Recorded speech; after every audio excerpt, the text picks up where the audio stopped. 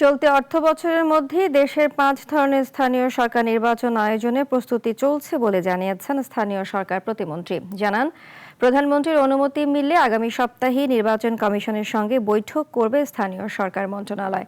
তবে নির্বাচনের তফসিল ও তারিখ নির্ধারণ করবে ইসি।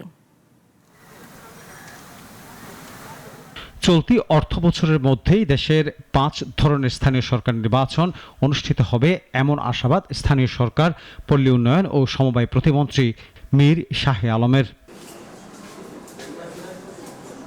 সকালে সচিবালয়ে স্থানীয় সরকার মন্ত্রী আব্দুল মঈন খান ও প্রতিমন্ত্রী মীর শাহে আলমের সঙ্গে সাক্ষাৎ করেন ডেনমার্কের রাষ্ট্রদূত ক্রিশ্চিয়ান ব্রিক্স মোলার। বৈঠক শেষে স্থানীয় সরকার নির্বাচন নিয়ে সরকারের প্রস্তুতির কথা জানান প্রতিমন্ত্রী। আসলে নির্বাচনী তফসিলটা তো ঘোষণা করবে নির্বাচন কমিশন, নির্বাচন কন্ডাক্ট করবে নির্বাচন কমিশন, মাঠ থেকে নির্বাচন উঠিয়ে নিয়ে আসবে নির্বাচন কমিশন।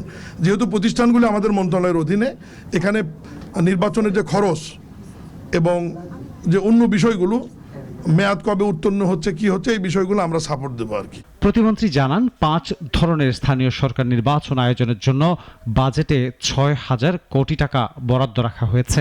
চলতি অর্থ বছরের বাজেটে এই 5টি নির্বাচন করবার জন্য যে 6,000 কোটি টাকার প্রয়োজন, সেটা আমরা রেখেছি এবং নির্বাচন কমিশনকে ইতিমধ্যেই বলা হচ্ছে যে আপনারা প্রস্তুতি গ্রহণ করেন, কারণ আমাদের বাজেটে টাকা রাখা আছে। এদিকে স্থানীয় সরকার নির্বাচন নিয়ে আলোচনার পাশাপাশি বৈঠকে গুরুত্ব পায় রাজধানীর পানি সরবরাহ ব্যবস্থার।